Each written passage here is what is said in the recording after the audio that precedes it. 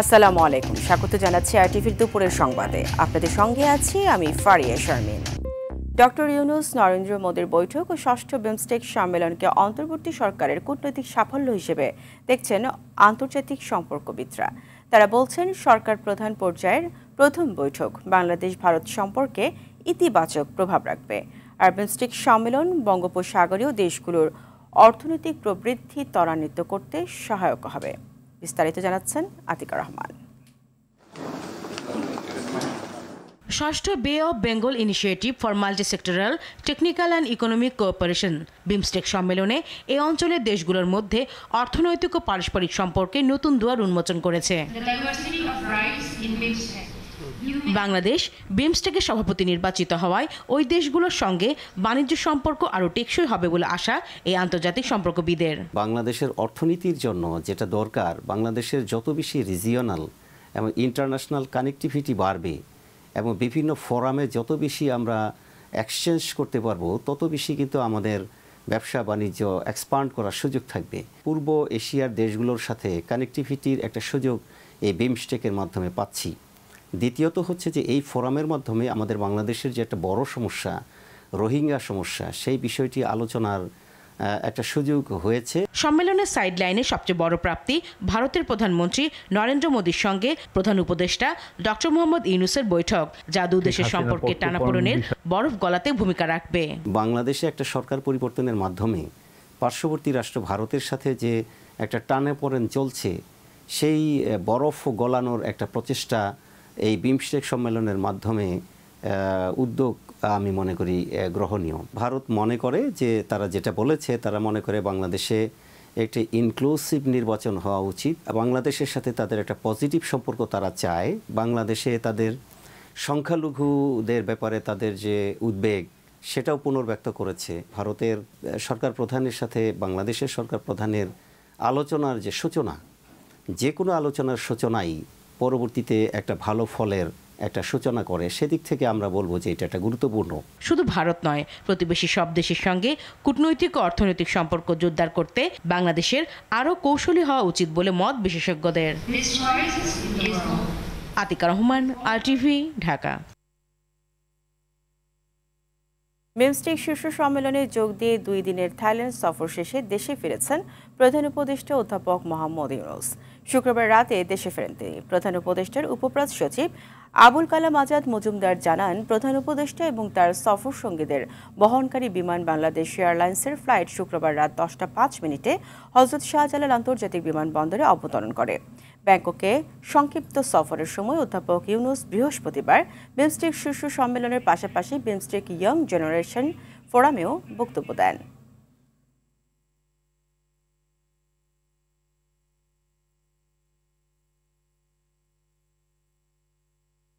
Battery পুড়িয়ে কেউ সীসা বের করার চেষ্টা করলে পরিবেশ রক্ষার্থে তাদের বিরুদ্ধে কঠোর পদক্ষেপ গ্রহণ করা হবে বলে হুঁশিয়ারি করেছেন পরিবেশ, বন ও জলবায়ু পরিবর্তন উপদেষ্টা সৈয়দা রিজওয়ানা হাসান।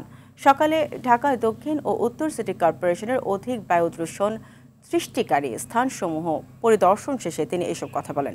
এ সময় ময়লায় আগুন জ্বালানোর কারণে দূষিত ধোঁয়ায় পরিবেশ দূষণ সহ বসবাসে অসুবিধার অভিযোগ করেন মাতোয়াইলবাসী।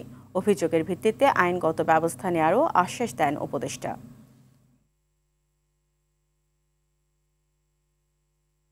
শরীয়তপুরের জাজিরা উপজেলার বিলাসপুর ইউনিয়নে আধিপত্য বিস্তারকে কেন্দ্র করে সংঘর্ষ হয়েছে। এই ঘটনায় কমপক্ষে 10 জন আহত হয়েছে। আহতদের ঢাকা সহ বিভিন্ন মেডিকেলে চিকিৎসার জন্য প্রেরণ করা হয়েছে। স্থানীয় সূত্র ও জাজিরা থানা পুলিশ জানিয়েছে, সকালে বিলাসপুর ইউনিয়নের চেয়ারম্যান কুদ্দুস ব্যাপারী ও বিজেতা চেয়ারম্যান প্রার্থী আব্দুল জলিল মাতবর সমর্থকদের মধ্যে সংঘর্ষ বাধে। এ সময় উভয় গ্রুপের সমর্থকরা লাঠিসোঁটা, রামদা, ছেন, টেটা, বল্লম ও ককটেল সহ দেশীয় অস্ত্রশস্ত্রে সজ্জিত হয়ে সংঘর্ষে লিপ্ত হয়। প্রায় আধা ঘন্টা ব্যাপী চলমান সংঘর্ষে উভয় গ্রুপের কমপক্ষে 10 জন আহত হয়। সংঘর্ষ চলাকালে 5 শতাধিক ককটেল বিস্ফোরণ ঘটে। খবর পেয়ে জাজিরা থানা পুলিশ ঘটনাস্থলে গিয়ে পরিস্থিতি নিয়ন্ত্রণে আনে। এলাকায় এখনও থমথমে অবস্থা বিরাজ করছে।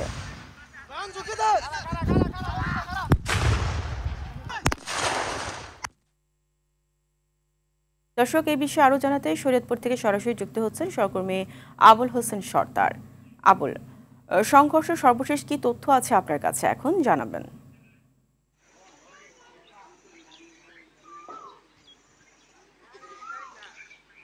আপনি জানেন যে শরীয়তপুর জেলার জাজিরা উপজেলার বিলাসপুর ইউনিয়নে আজ সকাল 7টা থেকে 8টার মধ্যে কুদ্দুস ব্যাপারী বনাম আব্দুল জলিল মাতবর সমর্থকদের মধ্যে সংঘর্ষ ঘটে। এই সংঘর্ষের সূত্রপাত হচ্ছে আধিপত্য বিস্তারকে কেন্দ্র করে। গত ইউপি নির্বাচনে বিজয়ী এবং বিজিতা এই রেশ ধরেই দীর্ঘদিন যাবৎ তাদের এলাকায় এই আধিপত্য বিস্তারকে কেন্দ্র করে একাধিকবার সংঘর্ষের ঘটনা ঘটেছে। এই সকল সংঘর্ষের কারণে শতাধিকের বেশি লোক বারবার বিভিন্ন ঘটনায় আহত হয়েছে, অনেক লোক ঘর ভাঙচুর হয়েছে। আজ সকাল 7টার দিকে কুদ্দুস ব্যাপারী সমর্থক এবং আব্দুল জলিল মাতবর সমর্থকদের মধ্যে মুলাই ব্যাপারী কান্দি, আহসানুল্লাহ মুন্সি কান্দি এই সব এলাকা এবং এলাকায় এই সংঘর্ষের ঘটনার সূত্রপাত হয়। উভয় গ্রুপের সমর্থকরা ঢাল, সরকি, টেডা, বল্লভ এইসব দেশি শস্ত্র সহ ককটেলের বিস্ফোরণ ঘটায়। প্রত্যক্ষদর্শীরা আমাদেরকে যেটা জানিয়েছে, সংঘর্ষ চলাকালে প্রায় 5 শতাধিক ককটেলের বিস্ফোরণ ঘটে। এই মুহুর্মুহু বিস্ফোরণের ঘটনায় এলাকায় মানুষ আতঙ্কিত হয়ে যায়। এলাকায় বর্তমানে পুরুষ শূন্য রয়েছে, কোনো পুরুষ এলাকাতে তারা নাই। এক পক্ষ জলিল মাতবর সমর্থকরা কুদ্দুস ব্যাপারীর সমর্থকদেরকে ধাওয়া করে পদ্মা ওপারে তাদেরকে দৌড়ে দিয়ে আসে। এই অবস্থায় বর্তমানে এলাকায় পুলিশ আসার পরে পরিস্থিতি কিছুটা নিয়ন্ত্রণে থাকলেও এখনো থমথমে অবস্থা বিরাজ করছে। এই ঘটনায় পুলিশ এখন পর্যন্ত কাউকে গ্রেফতার করতে পারেনি। তবে পুলিশ অভিযান অব্যাহত, একবার না দুইবার না, এরকম ঘটনা বহুবার ঘটেছে এবং এই এলাকায় বোমা কান্দি বা বোমা এলাকার নামে কিন্তু পরিচিত। বিশেষ করে কুদ্দুস ব্যাপারীকে মানুষ চেনে বোমা কুদ্দুস নামে এবং জলিল যে মাতবর। আবুল, আপনাকে অসংখ্য ধন্যবাদ, আমাদের সঙ্গেই থাকুন। স্বস্তির ঈদ শেষে রাজধানীতে ফিরতে শুরু করেছে কর্মব্যস্ত মানুষ। আগামীকাল থেকে অফিস আদালত খুলবে, এ কারণে ঢাকামুখী মানুষের বাড়তি চাপ রয়েছে বাস, ট্রেন ও লঞ্চে। তবে ট্রেনে যাত্রী চাপ বেশি থাকায় কয়েকটি রুটে শিডিউল বিপর্যয় হয়। কিছু ক্ষেত্রে বাড়তি ভাড়ার অভিযোগ থাকলেও পথের ভোগান্তি নেই বলে জানান যাত্রীরা। আরও জানাচ্ছেন AR বাদল। রাজধানীর কমলাপুর রেল স্টেশনে দেখা যায় একের পর এক ট্রেনে ঈদের ছুটি শেষে ফিরছেন সব শ্রেণী পেশার মানুষ। বুড়িমারি এক্সপ্রেস, রংপুর এক্সপ্রেস ও কিশোরগঞ্জ এক্সপ্রেস যাত্রী চাপের কারণে 1 থেকে 3 ঘন্টা দেরিতে ঢাকায় পৌঁছায়। এছাড়া অন্য ট্রেনগুলো চলছে শিডিউল মেনে। খুবই ভালো ছিল, কোনো ভোগান্তি ছিল না। কোনো ধরনের ভোগান্তি ছিল না, আলহামদুলিল্লাহ অনেক ভালো জার্নি ছিল। সবসময় যাতে এরকম জার্নি হয়। স্টেশন ম্যানেজার জানান, রবিবার থেকে অফিস খোলা থাকার কারণে শনিবারে যাত্রী চাপ কিছুটা বেশি। প্রতিদিনের মতোই 43টা আন্তনগর ট্রেন আর 27টা মেল এক্সপ্রেস কমিউটার ও স্পেশাল ট্রেন যাবে এবং আসবে। টোটাল 70টা ট্রেন আসবে এবং যাবে। বাসের ক্ষেত্রে যাত্রা স্বস্তির হলেও বাড়তি ভাড়ার অভিযোগ। 4 ঘন্টার মধ্যে আমি বগুড়া থেকে ঢাকা চলে আসলাম। কমফোর্টেবল একটা ঈদ করেছে এবং জার্নিটা খুব ভালো হয়েছে। 550 টাকার টিকিট 1000 টাকা, আসার সময় 200 টাকা বেশি লাগছে। লঞ্চেও ভোগান্তি এড়িয়ে ঢাকায় ফিরছেন কর্মজীবী মানুষরা। তো মূল্যই আছে 400 টাকা, যদি আমাদের সামর্থ্যের ভিতরেই এখন তাসফির লঞ্চ অনেক ভালোই শান্তি ব্যবহার আছে। AR বাদল, RTV, ঢাকা। দর্শক, এই মুহূর্তে রাজধানীর মহাখালী বাস টার্মিনালে আছেন সহকর্মী বিপুল দেব রায়। সরাসরি যুক্ত হচ্ছেন তিনি। বিপুল, টার্মিনালে ঢাকা ফেরা মানুষের চাপ কেমন দেখছেন, এছাড়া কি বলছেন তারা?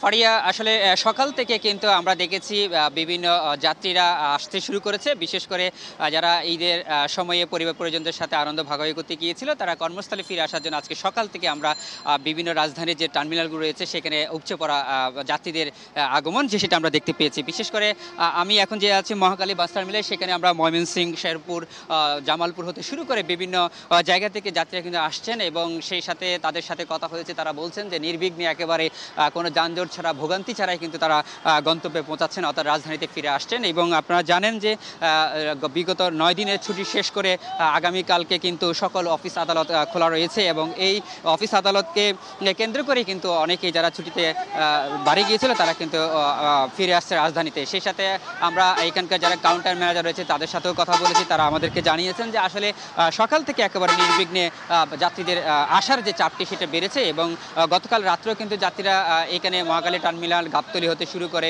সাইদাবাদ টার্মিনালগুলোতে যাত্রীদের আগমনের যে বিষয়টি সেটি চোখে পড়েছে এবং কাউন্টার যারা আছেন ম্যানেজার তারা বলছেন যে আসলে এই ভিড়টি কিন্তু আস্তে আস্তে বেলা যত বাড়বে অর্থাৎ বিকেলের দিক থেকে কিন্তু আরও বাড়তে শুরু করবে। এবং সেই সাথে আরেকটি বিষয় সেটি জানিয়ে দিতে চাই যে আসলে ভোগান্তির যে বিষয়টি সেটি একেবারেই দেখা যায়নি এবং যাত্রীরা খুব আনন্দের সাথে এই কাউন্টারগুলোতে, বাস টার্মিনালগুলোতে ফেরত আসছে এবং তারা বলছেন যে আসলে অন্যান্য বছরের তুলনায় কিন্তু এবার অনেকটা আনন্দদায়ক হয়েছে এবারে ভ্রমণযাত্রা। তো সাথে এই ছিল আমার কাছে সর্বশেষ তথ্য। ধন্যবাদ আপনাকে। ঈদযাত্রা সড়কে প্রাণহানি এরই মধ্যে অর্ধশত ছাড়িয়েছে। বেপরোয়া চালানো, ফিটনেসবিহীন যানবাহন আর রাস্তার ঝুঁকিপূর্ণ বাঁককে দুর্ঘটনার জন্য দায়ী করেন বিশেষজ্ঞরা। ফলে প্রিয়জনের সাথে খুশি ভাগ করতে গিয়ে স্বজন হারানোর বিষাদে ছেয়ে যায় পরিবারগুলো। শাকিবুর রহমানের রিপোর্ট। রাজধানীর পূর্বাচল ৩০০ ফিট সড়কের এই ভিডিও ফুটেজে দেখা যায় মোটরসাইকেলের গতির ঝড় তুলে ছুটে বেড়াচ্ছেন কয়েক যুবক। কিছুক্ষণের মধ্যেই ঘটে দুর্ঘটনা, যদিও ভাগ্যদেবতার সহায়তায় প্রাণে বেঁচে যায় ওই যুবক। বিআরটি এর তথ্য মতে চলতি বছরের ৩ মাসে ১,৪৬৪টি সড়ক দুর্ঘটনায় প্রাণ ঝরেছে ১,৩৬৭ জনের। এ সময় আহত হন ১,৭৭৮ জন। আর যাত্রী কল্যাণ সমিতির তথ্যে গেল বছর জুড়ে সড়কে দুর্ঘটনা ঘটে প্রায় ৬,৫০০ আর প্রাণহানি ৮,৫০০-এর বেশি। যাত্রী কল্যাণ সমিতির মহাসচিব বলছেন সড়কে সবথেকে বেশি দুর্ঘটনা ঘটে মোটরসাইকেল আরোহীদের। মোটরসাইকেলগুলো বেপরোয়াভাবে হঠাৎ করে আপনার দ্রুতগতির একটা বাসের সামনে আইসা পড়ে। দক্ষ চালকের পক্ষেও তার বাসটি নিয়ন্ত্রণ করা সম্ভব হয় না। মোটরসাইকেলটি নিজের যেমন ঝুঁকি তৈরি করলো, এই বাসের 50 জন যাত্রী জীবনও ঝুঁকিতে ফেললো। সড়ক দুর্ঘটনার অন্যতম কারণ মহাসড়কগুলোতে দ্রুতগতির যানবাহনের পাশাপাশি ধীর গতির যান চলাচল। তাই মহাসড়কে ধীরগতির যানবাহন চলাচল বন্ধ করা জরুরি বলে মনে করেন এই পরিবহন বিশেষজ্ঞ।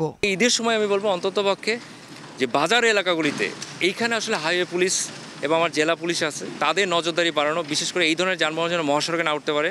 প্রয়োজন বোধে অস্থায়ী ডিভাইডার এবং সড়ক বিভাজন তৈরি করে দিয়ে হলে নিয়ন্ত্রণ করতে হবে। এই যানবাহনগুলি যদি মহাসড়কে চলে আসে তাহলে দুর্ঘটনার মাত্রা কিন্তু আরও বাড়বে। এছাড়াও সড়কে শৃঙ্খলা ফেরাতে আইনের কঠোর প্রয়োগ, লক্কর ঝক্কর গাড়ির ব্যবহার বন্ধ, বিআরটি এর সক্ষমতা বাড়ানোর তাগিদ দেন পরিবহন সংশ্লিষ্টরা। এখানে যানবাহনের ফিটনেসের ঘাটতি থাকে, চালকের দক্ষতার ঘাটতি থাকে। আমরা দেখি যে দুর্ঘটনা যখনই হয় চালকের ড্রাইভিং লাইসেন্স থাকে না, যানবাহনের কোনো কাগজপত্র থাকে না। পুরো বছর ধরে দেখি আমরা লক্কর ঝক্কর সব বাদ চলছে। ঈদের সময় গায়ে গতরে এটাকে কীভাবে একটু রংচং করে কসমেটিক লাগিয়ে নামানো যায় সেই চেষ্টাটা চলে। আইন শৃঙ্খলা বাহিনীর তৎপরতা বা নিয়ন্ত্রক সংস্থার তৎপরতা যতই বেশি থাকে তত কিন্তু দুর্ঘটনা এবং প্রাণহানি কমানো সম্ভব হয়েছে। শুধু ঈদের সময় নয়, বছরব্যাপী উদ্যোগ নিয়ে সড়ক দুর্ঘটনা কমানো ও শৃঙ্খলা ফেরাতে জোর দেওয়ার কথা বলছেন পরিবহন বিশেষজ্ঞরা। শাকিবুর রহমান, RTV, ঢাকা। জুলাই গণ অভ্যুত্থানে ঢাকার যাত্রাবাড়ি এলাকায় পুলিশের গুলিতে গুরুতর আহত মোহাম্মদ আশিকুর রহমান হৃদয় মারা গেছেন। শুক্রবার বিকেল ৩টার দিকে বাউফল উপজেলার স্বাস্থ্য হাসপাতালে চিকিৎসাধীন অবস্থায় মারা যান তিনি। আজ সকাল ৯টায় জানাজা শেষে পারিবারিক কবরস্থানে দাফন করা হয়। হৃদয় উপজেলার পশ্চিম জৌতা গ্রামের রিকশা চালক আনসার হাওলাদারের ছেলে। হৃদয়ের পরিবার জানায় ঢাকায় শ্রমিকের কাজ করত হৃদয়। জুলাই অভ্যুত্থানের সময় ঢাকার রাজপথে আন্দোলনে অংশ নেন। 18 জুলাই যাত্রাবাড়ি এলাকায় পুলিশের 3টি গুলি তার মাথায় লাগে।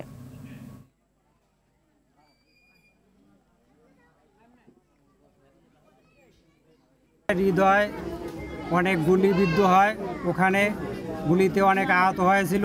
উন্নত চিকিৎসা করার কোনো সুযোগ সুবিধা পায় নাই। তার বাবা একজন সাধারণ রিক্সা চালক, তার মাথায় গুলিও এখনো আছে। উন্নত চিকিৎসা না হওয়ার কারণে ইন্তেকাল করেছে। দুপুরের সংবাদ এ পর্যন্তই। সন্ধ্যার সংবাদ 7:15টায় দেখার আমন্ত্রণ রইল। ধন্যবাদ সবাইকে।